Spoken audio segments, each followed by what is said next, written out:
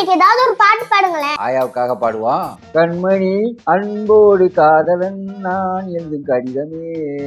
யோ காலம் போன கடைசியில பாடுற பாட்டாது கடிதம் எழுதுறாரு கடிதம்.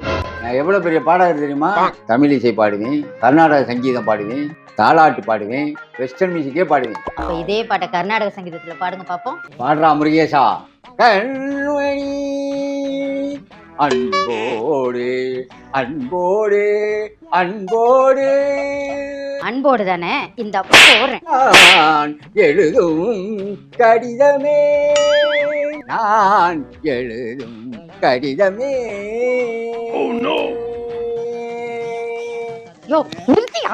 ஏன் ராஜ் நிறுத்த சொன்னாய்? உனக்கு பிடிக்கவில்லையா? இத குடிக்க வேற செய்யணுமா? மனைவி விரும்பி கேட்க நீ நல்லா பாடவில்லை, அதையும் தாண்டி கொடுமையானது.